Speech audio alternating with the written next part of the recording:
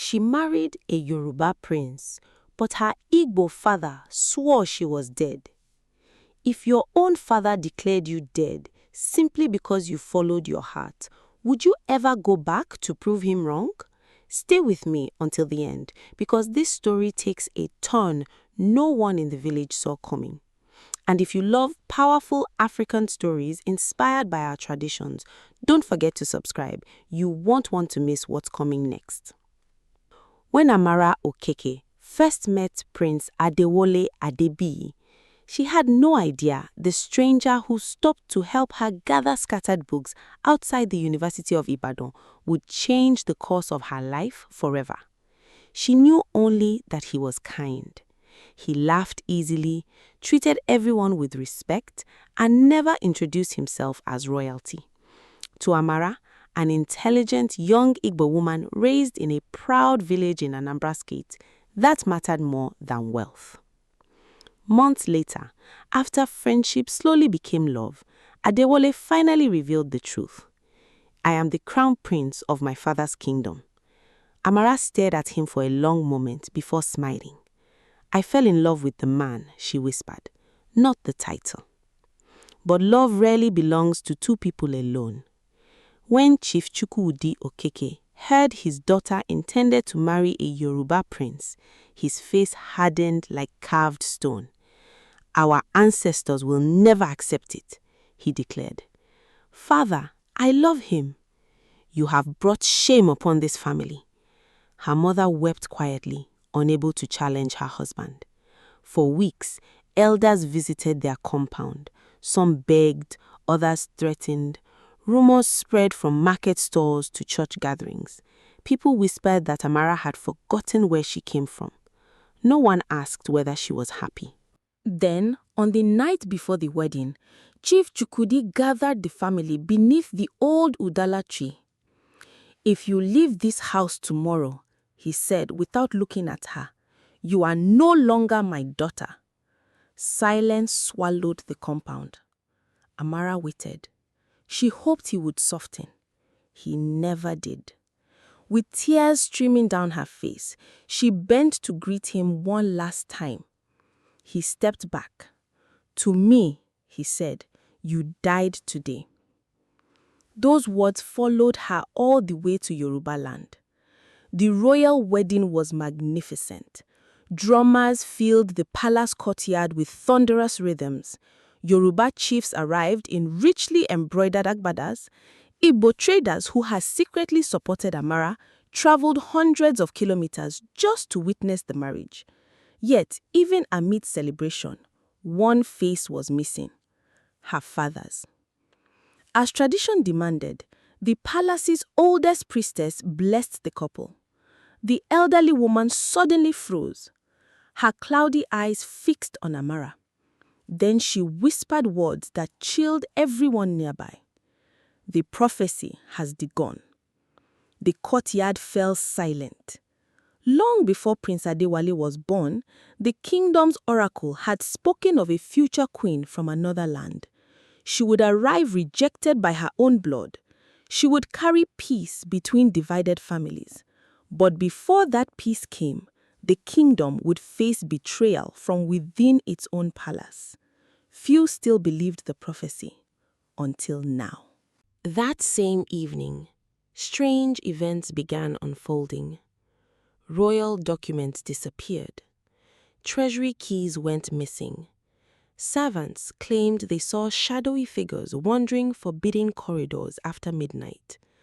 Soon, whispers changed direction. Some blamed the new queen.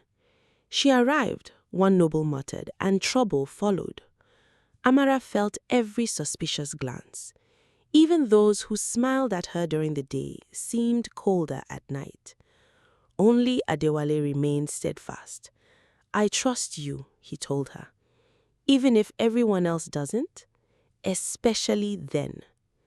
Weeks later, the palace guards arrested one of Amara's attendants after stolen royal seals were discovered beneath her bed. The evidence looked undeniable, but something troubled Amara. The servant had been with her almost every hour that day. It was impossible.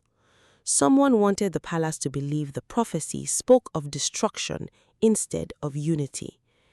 Quietly, Amara began paying attention. She noticed that every accusation appeared just after meetings attended by one particular royal advisor, Chief Bamidele. He had served the king faithfully for decades, or so everyone believed. One rainy night, Amara followed him through hidden palace corridors. She watched him unlock an abandoned shrine beneath the old throne hall. Inside stood several influential nobles. Maps, letters, foreign coins, and one sentence changed everything. The prince must never become king. Amara gasped. A loose stone shifted beneath her foot. Every head turned. She ran.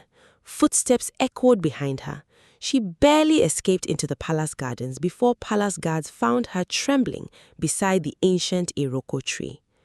At first, no one believed her. Chief Bamidele denied everything. He invents lies because he fears a foreign queen, he declared. The court divided instantly. Some supported Amara, others demanded she be banished. The king hesitated. Then something unexpected happened. The palace priestess requested permission to speak. She carried a wooden box sealed for almost 40 years. Inside lay the original royal prophecy. The final lines had never been read publicly because the previous king feared they would create panic. The priestess unfolded the faded parchment. Her voice trembled. The queen from the eastern land shall uncover the serpent wearing the face of loyalty. She shall save the crown not through war, but through truth. The entire hall turned toward Chief Bamidele. His confidence vanished. Searching his residence uncovered hidden correspondence, proving he had secretly planned to remove the royal family and seize power through a puppet ruler. For 30 years, he had patiently waited. The prophecy had never warned against Amara, it had warned against him. As guards led the disgraced advisor away, King Adebiyi slowly approached his daughter-in-law. "I judged you by fear," he admitted. "You saved my family." Months later, word of the truth spread across Nigeria, even in Chief Chukwudi's village. People who once mocked Amara now spoke of her courage. Some called her the queen who fulfilled an ancient prophecy. Others simply called her a daughter who never answered hatred with hatred. One Harmattan morning, an elderly visitor arrived quietly at the palace gates. His shoulders looked smaller than Amara remembered. His hair had turned completely gray. It was her father. For several minutes, neither spoke. Finally, he lowered himself to his knees. "I buried a living daughter because my pride was greater than my love." Amara's eyes filled with tears. "You never stopped being my father." He looked up in disbelief. "You can still forgive me?" She helped him to his feet. "Our traditions teach us to honor our parents," she said softly. "But they also teach parents to protect their children. Today, let us both begin again." The embrace that followed healed wounds years of anger never could. Soon afterward, the kingdoms organized a grand cultural festival celebrating both Igbo and Yoruba heritage. Dancers, storytellers, craftsmen, and musicians filled the palace grounds, proving that respect for one's roots never requires rejecting someone else's. The old prophecy had never been about one tribe overcoming another. It had always been about hearts overcoming fear.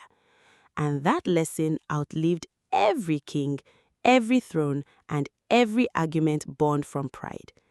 If this story touched your heart, remember to subscribe and join us for more unforgettable African stories where love, courage, and wisdom remind us that the strongest kingdoms are built not by blood alone, but by forgiveness.